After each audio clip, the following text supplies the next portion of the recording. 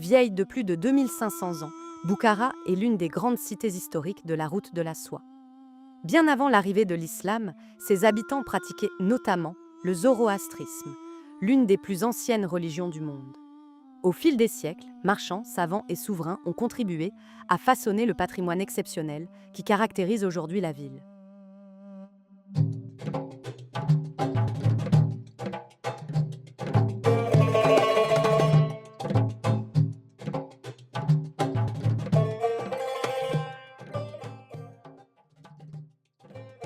Le tombeau des Samanides est l'un des monuments les plus anciens et les plus précieux de Boukhara. Construit à la fin du IXe siècle ou au début du Xe siècle, il abrite la sépulture d'Ismaïl Samani, souverain de la dynastie samanide et figure majeure de l'histoire de l'Asie centrale. Édifié entièrement en briques cuites, le mausolée se distingue par l'extraordinaire richesse de ses motifs géométriques. Les briques, assemblées selon des combinaisons variées, créent des jeux d'ombre et de lumière qui animent les façades sans recourir à la céramique colorée ou à la sculpture. Son architecture témoigne de la rencontre entre plusieurs traditions culturelles. Bien que construit pour une dynastie musulmane, le monument conserve des influences héritées des civilisations pré-islamiques d'Asie centrale. Certains historiens y voient notamment un rappel des formes associées à l'architecture zoroastrienne, tandis que sa coupole et son plan annoncent les grands mausolées qui se développeront ensuite dans le monde islamique. Préservé pendant plus de 1000 ans, le tombeau des Samanides est aujourd'hui considéré comme l'un des chefs-d'œuvre de l'architecture médiévale d'Asie centrale et l'un des symboles les plus emblématiques de Boukhara.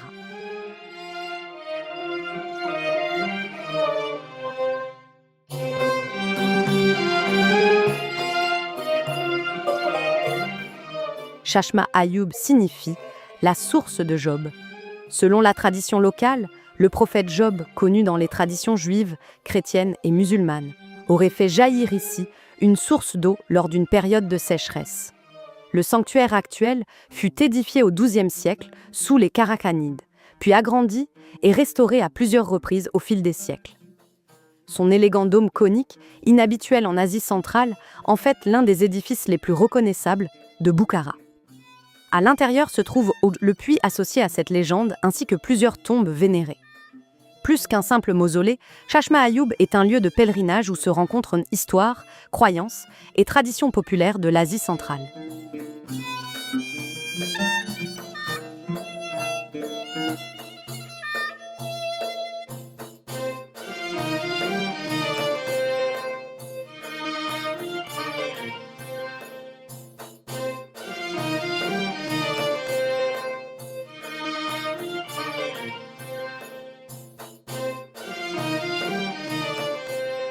Le complexe de Bahouddin Naqshband est l'un des lieux de pèlerinage les plus importants d'Ouzbékistan.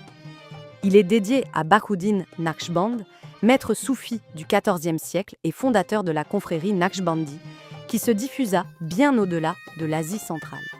Après sa mort en 1389, sa tombe devint un lieu de recueillement et de pèlerinage. Au fil des siècles, mosquées, cours et bâtiments religieux furent ajoutés autour du sanctuaire pour accueillir les fidèles.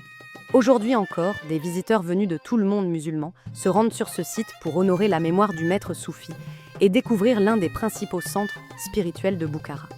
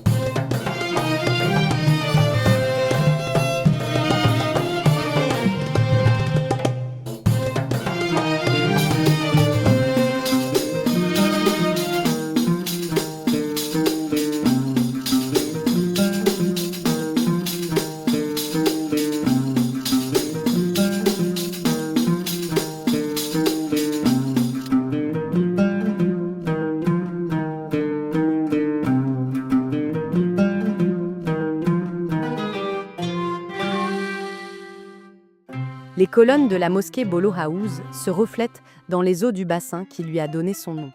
Cet ensemble harmonieux constitue l'une des images les plus emblématiques de Boukhara. Construite en 1712 face à l'Arc, l'ancienne citadelle des émirs, la mosquée servait de lieu de prière pour les souverains de l'émirat. Son vaste portique est soutenu par de hautes colonnes de bois finement sculptées, tandis que les plafonds décorés et les mosaïques colorées témoignent du savoir-faire des artisans de l'époque.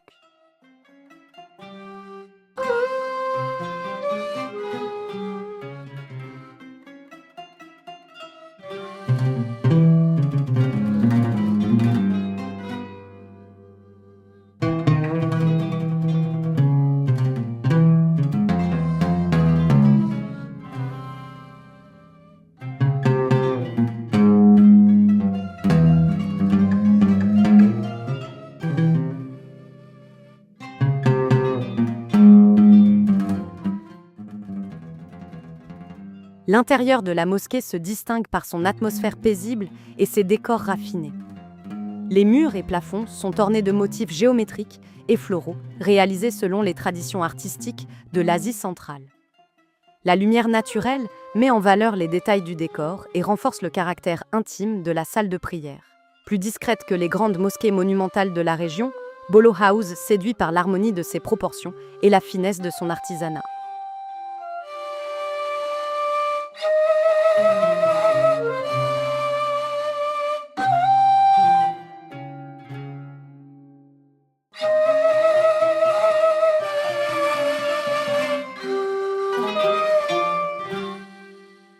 Le complexe de Poi Kalyan rassemble 3 monuments majeurs du centre historique de Boukhara: le minaret Kalyan, la mosquée Kalyan et la madrasa Miri arabe. Édifiés à différentes périodes, ils forment un ensemble architectural qui domine encore aujourd'hui le paysage urbain de la vieille ville.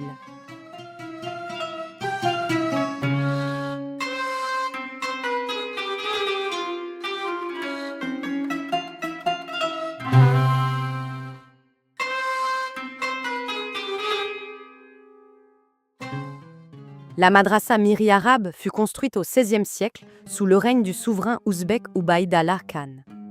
Depuis près de 5 siècles, elle occupe une place importante dans la vie religieuse de Boukhara et demeure l'un des édifices les plus reconnaissables du complexe de Poi Kalyan.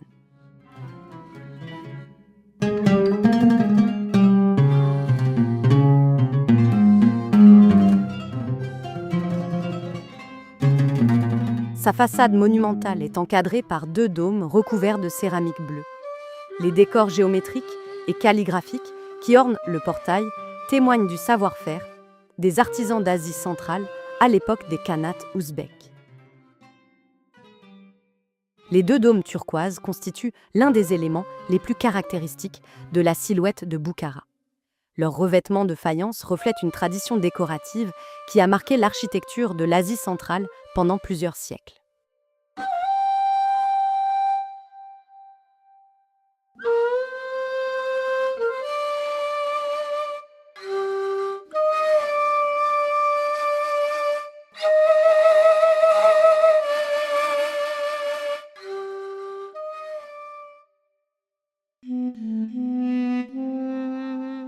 La mosquée Kalyan est le principal lieu de culte de l'ensemble Poi Kalyan, au cœur du centre historique de Boukhara.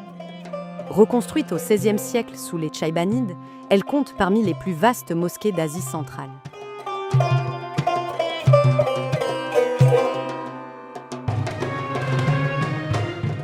Le portail principal était décoré de muqarna, des niches superposées qui évoquent des stalactites et constitue l'un des éléments les plus caractéristiques de l'architecture islamique.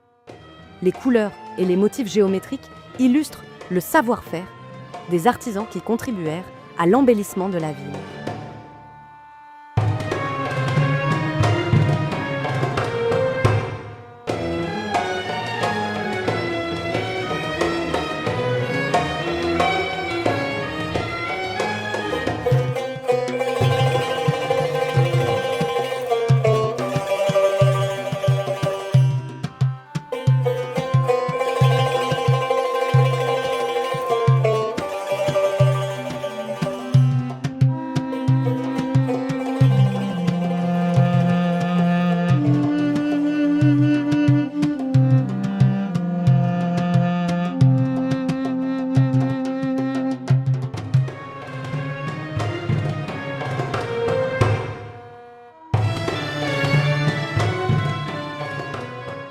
Autour de la vaste cour intérieure de la mosquée s'étendent des galeries couvertes et des espaces de prière destinés à accueillir les fidèles.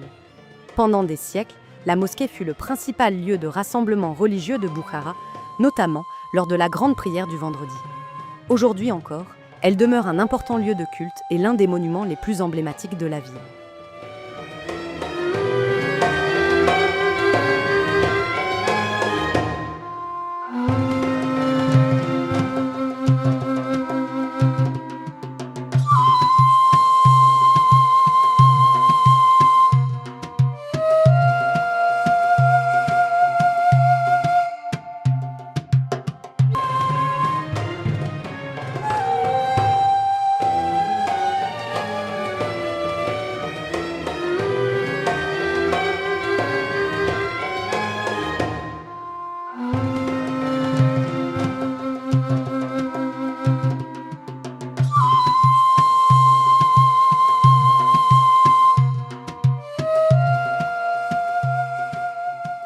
Le minaret Kalyan domine le cœur historique de Bukhara.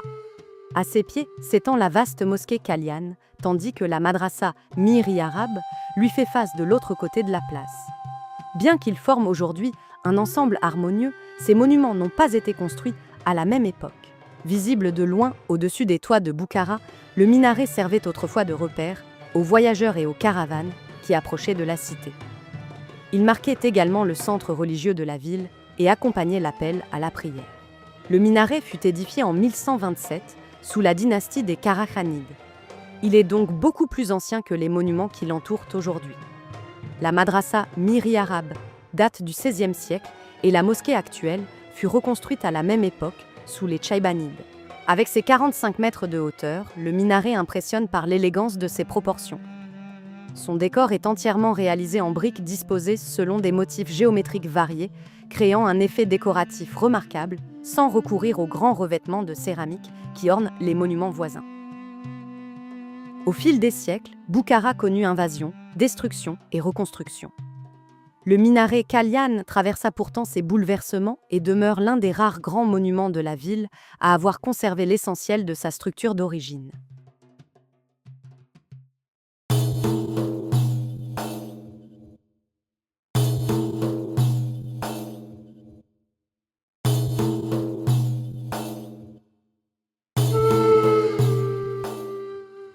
La madrasa Abdulaziz Khan fut construite au XVIIe siècle pour accueillir les étudiants en théologie.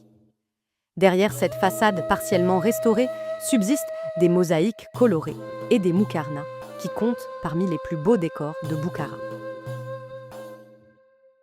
Les traces du temps sont encore visibles, mais elles permettent aussi d'apprécier l'ancienneté et l'authenticité de ce monument historique.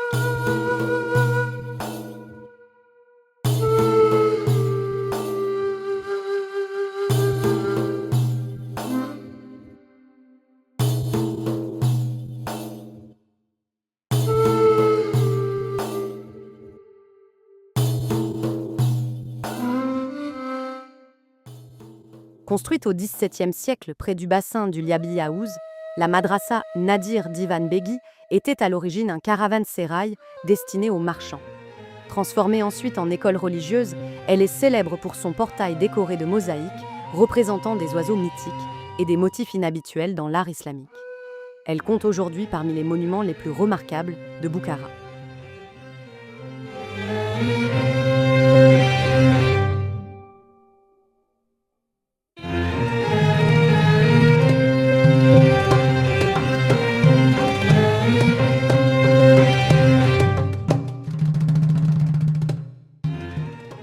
La mosquée Magok-i-Atari est l'un des plus anciens monuments de Bukhara. Édifiée au XIIe et XIIIe siècle, sur un site de culte datant d'avant le 8e siècle, lorsque la région était encore marquée par les traditions zoroastriennes, elle témoigne de la longue histoire religieuse de la ville. Son niveau inférieur, aujourd'hui situé sous les rues environnantes, rappelle les profondes transformations urbaines qu'a connues Bukhara au fil des siècles.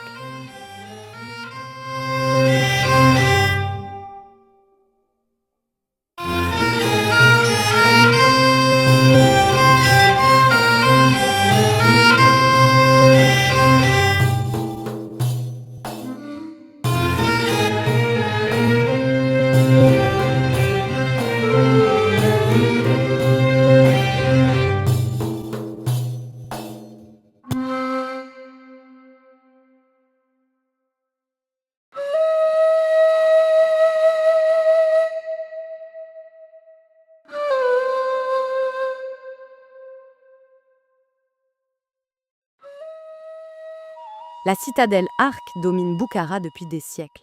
Protégée par de puissants remparts de terre et de briques, elle fut le centre politique de l'émirat et le siège du pouvoir des émirs. Derrière ces murailles se déployait un vaste ensemble où s'organisaient le gouvernement et la vie officielle de la cité.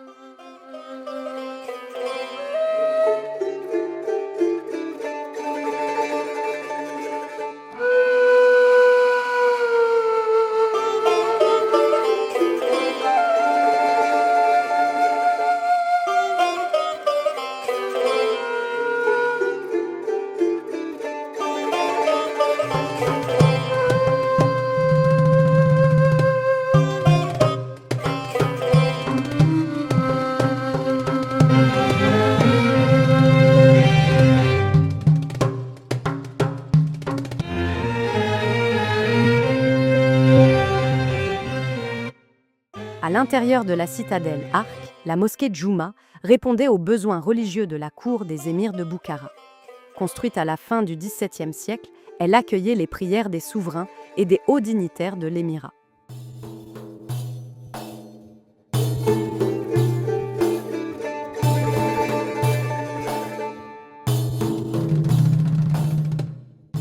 Aujourd'hui intégrée au parcours muséal de la forteresse, elle conserve des manuscrits coraniques, un ancien minbar en bois sculpté et plusieurs objets liés à la tradition islamique de la région.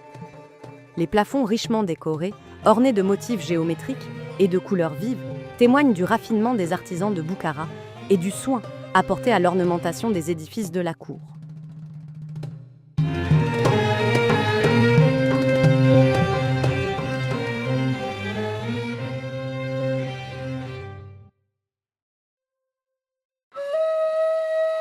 La Kourinish Khana constituait l'un des espaces les plus officiels de la citadelle Arc.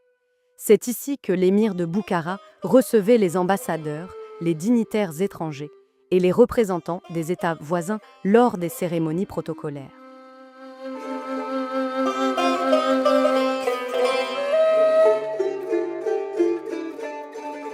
Les visiteurs étaient accueillis dans cette vaste cour avant d'accéder à la terrasse couverte où se déroulaient les audiences officielles. Dans ce cadre solennel, le souverain affirmait son autorité et entretenait les relations diplomatiques de l'émirat de Boukhara.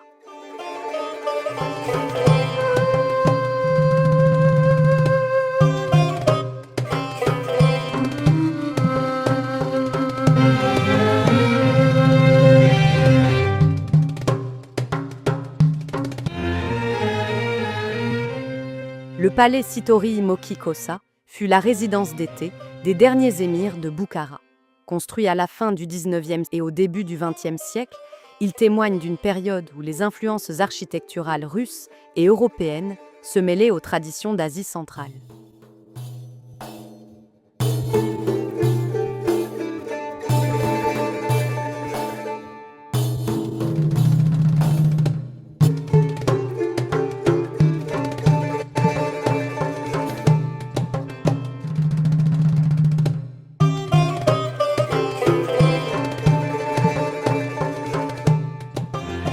Ces pavillons, ces jardins et ces salles richement décorées reflètent le goût de la cour pour le raffinement et le prestige.